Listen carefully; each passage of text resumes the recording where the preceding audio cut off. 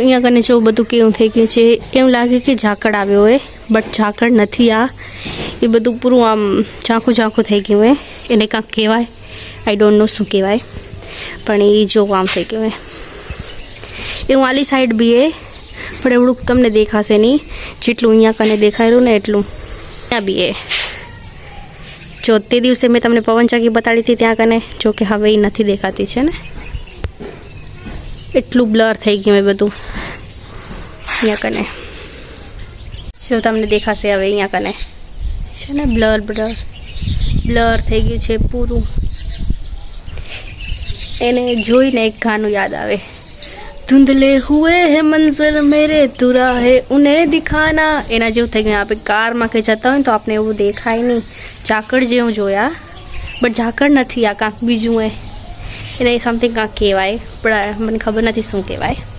એ મમ્મીને પૂછશું આપે, મમ્મી આવશે ત્યારે. મમ્મી હમણાં વાડીએ ક્યાં છે, મમ્મી આવશે ને ત્યારે પણ મમ્મીને પૂછશું કે આને શું કહેવાય. તો હું અત્યારે આવી છું કપડાં સુકાવવા માટે. જો કે થોડુંક લેટ થઈ ગયું હોય આપણે આજે કપડાં સુકાવવા માટે, કેમ કે મંદિરે ગયા હતા ને, શંકર ભગવાનના મંદિરે, આજે મંડે એટલા માટે. તો hi guys, welcome back to my channel. તો બસ થોડાક કપડાં છે એ સુકાવી નાખી, પછી આપણે જશું નીચે. અને મેં ને કાલથી એને છોટા ગલું નથી જોયા. હું 2-3 વાર બહાર નીકળી જવા માટે મને દેખાણા જ નહીં. મેં કીધું ક્યાં ખાલ્યા ગયા કે શું કે ખબર નહીં. એની મમ્મી જે ખાલી અહીંયા, એની મમ્મી જ બેઠી એ નથી દેખાતા.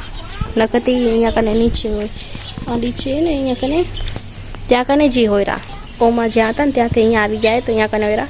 હવે ખબર નહીં ક્યાં હાલ્યા ગયા એ દેખાતા નથી. તો હું કપડે સુકાવી ને પછી નીચે જઈ.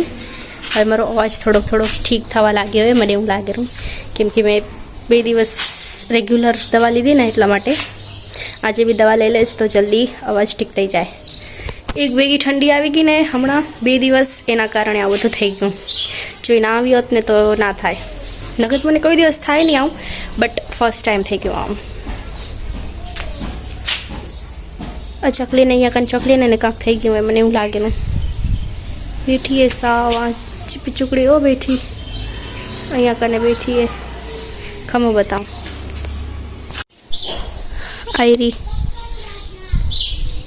હજી છોટું બચ્ચું એ મને એવું લાગેલું, કેમ કે ઉડી નથી શકતું. ત્યાં જ બેઠો હોય. ઘણી વારથી આમથી આમ થાય રહ્યું, વળી આમથી આમ થાય રહ્યું, એમ જ કરેલું. બિચારું ઉડી નથી શકતું.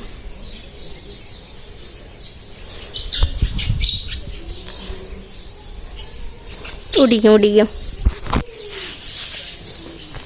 મારી બેઇજ્જતી કરાવી નાખી એને. ઉડી ગયું. હવે અહીંયા કને આવ્યું હોય, આપણે આને મૂક્યું, આપણું કામ કર્યું. અને ઉમા કને જો આપણે જ્યાં દાણા રાખીને ઘરે ત્યાં કને ચકલી ઝઘડે રહ્યું. બતા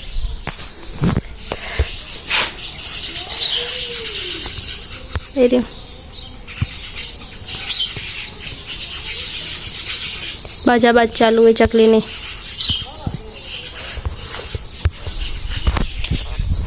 હું કપડાં સુકાવી નાખું. કોઈક બધી વાત થઈ ગઈ, હવે પછી લેટ થઈ જશે મને. હજી મેં બ્રેકફાસ્ટ બી નથી કર્યો સવારના, તો આપણે એ બી કરવાનો હોય. તો ચાલો જલ્દી કપડાં સુકાવી નાખું, પછી નાસ્તો કરીએ. નાસ્તામાં શું હોય મને ખબર નથી, બટ મને મન નથી કાંઈ ખાવાનું, જોઈ શું ખાઉં.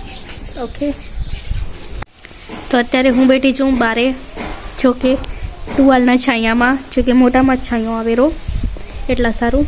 ઓમતા આજે એવડી ઠંડી નથી જેટલી હમણાં રોજ હતી ને, એટલી હમણાં ઠંડી નથી આજે. અને મમ્મીને એ બી વાડીથી આવી ગયા આજે સવારના, એ બી વહેલા જ ગયા હતા વાડીએ.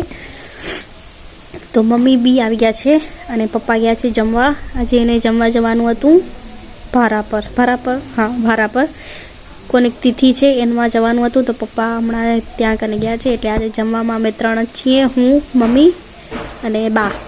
3 જ છીએ. બા હમણાં બાજુવાળાને ઘરે છે, રેહાણ કરવા માટે ગયા. અમને થોડુંક બી ટાઈમ મળે ને તો અમે લોકો ભેગા થઈ જઈએ વાતો કરવા માટે. સમજો આપણે ફ્લેટમાં કે એમાં રહેતા હોય ને તો આપણે આમ ભેગું થવા ના મળે, કેમ કે બધા અલગ અલગ હોય. અને સોસાયટીમાં ચલો ભેગા થાય તો બી એ લોકો ઘરે જ હોય, ગણકેરા બારે બી ના નીકળે. પણ આપણે જો આવું ફળ્યું હોય ને તો એમાં બધા ચીરીકાંગ બી હોય ને તો ત્યાં જ બધા ભેગા થઈ જાય રેહાણ કરવા માટે. એટલે એ એક ખાસિયત હોય કે બધાને મજા આવે એ વસ્તુની. મમ્મી બી હમણાં જ જશે ત્યાં કને, એ બી જશે હમણાં જ ત્યાં કને થોડીક વારમાં, અને હું બી જઈશ. થોડું કામ બાકી એ, જમવાનું રેડી કરવાનું એ કામ બાકી એ કરી ને બસ પછી જશું. ગેસ 3 છે, જમવાનું ઓલમોસ્ટ બધું બની ગયું હોય, ખાલી જમવું છે. તો થોડીક વાર ત્યાં બી જઈ માઇન્ડ ફ્રેશ થઈ જાય, મજા આવે ત્યાં કને બધા ભેગા થાય ને. એટલે કાંઈ લોકો અહીંયા કને આવે આપણા ઘરે, કાં આપે ત્યાં જઈ વચ્ચે જગ્યા હોય ને એટલે આવ જાવ થાય એટલે મજા આવે. આમ જો બારેથી જવું હોય ને તો જવાની મજા ના આવે, બાકી આવી રીતના હોય ને તો આપણે હાલી જઈએ. તો હવે જમવાનું હું રેડી કરી નાખું. આજ સવારના માસી આવ્યા હતા, જો કે મેં શૂટ ના કર્યું કેમ કે કોઈક અનકમ્ફર્ટેબલ થઈ જાય એટલા સારું કરીને પછી હું ના કરું.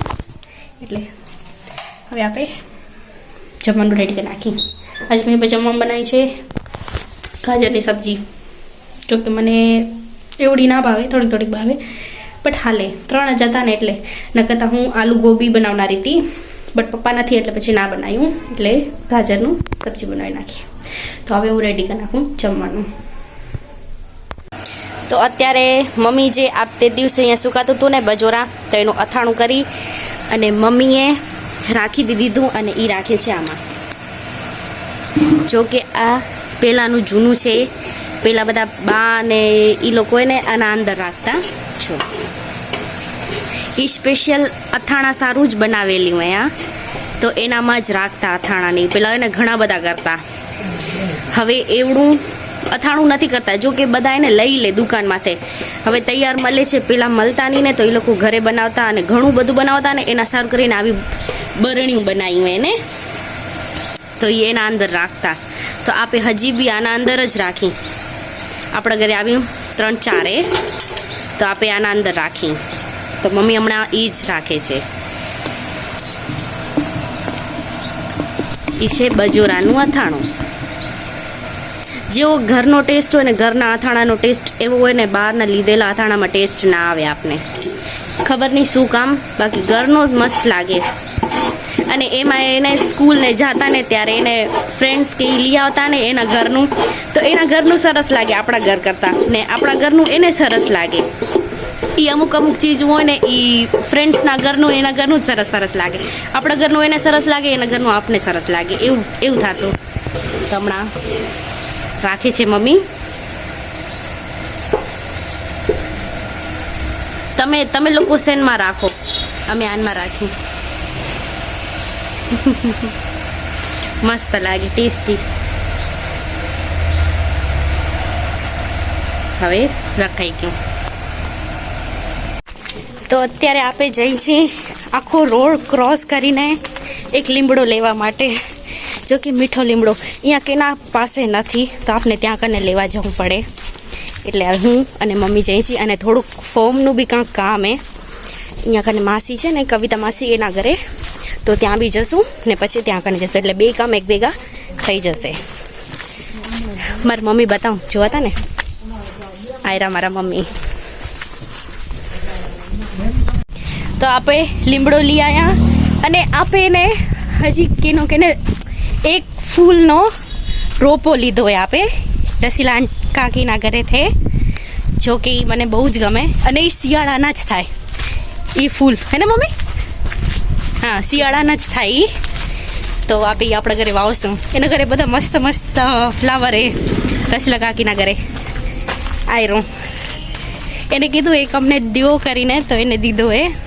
તો આપણે આપણા ઘરે વાવશું, તો આપણા ઘરે બી એને જેવું થઈ જશે પ્લાન્ટેશન. એના ઘરે જગ્યાએ, આપણા ઘરે એવડી જગ્યા નથી આમ વાવવાની, તો આપણે બી આ લગાવશું.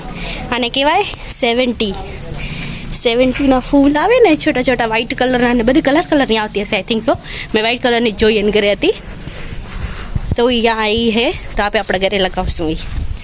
ઓકે. અને લીમડો આપણે થેલી ભરીને લઈ આવ્યા, કેમ કે ઘણા દિવસ હાલે ને, એટલા માટે આપણે રોજ ખપે. જે બી વઘાર કરી આપણે દાળ સબ્જી ગમે તે કરીને આપણે એમાં ખપે જ. એના વગર ન હાલે, એટલા સારું આપણે ઘણું બધું લઈ આવ્યા અહીં. હવે જઈ ઘરે, કેમ કે આપણી ભેંસ આવી ગઈ હશે, એટલે થોડુંક લેટ થઈ ગયું આપણે રેહાણ કરવામાં. અને આપણે ફોર્મ બી ભરી આવ્યા, જે શસ્ત્રનું ફોર્મ ભરવાનું હતું ને એ. ઓકે, બાય નહીં, જોજો હો. હું એને અમે આવ્યા ને એમાંથી તો હું માસીને ઘરે જ રહી ગઈ અને મમ્મી ઘરે આવ્યા. ઘરે આવીને જો ડબ્બામાં બી ઘરી ગયો. હજી તો બીજા ડબ્બામાં હશે. આ તો થોડો કે જે બચ્યો હશે ને એ વાળો આમાં રાખ્યો હોય. બીજું તો બીજા ડબ્બામાં હશે. નાઈસ. આટલી વાર મેં આ કામ બી કરી નાખ્યું. જોકે હું માસીને ઘરે હતી હમણાં થોડીક વાર. આમ તો માસીને ઘરે ના જવાનું ના થાય, પણ આપણે જી આવ્યા થોડીક વાર. તો આપણું જમવાનું બની ગયું છે અને આપણે આજે જમવામાં બનાવી છે ખારી ભાત. જો કે મને જરા બી ના ભાવે, આટલી સી બી ના ભાવે, હું ના ખાઉં તો બી મેં બનાવીએ. અને મમ્મીની અંદર ટીવી જોવે છે. જો કે રામાયણ આવે છે તો આ બી જઈને જોઈ થોડીક વાર.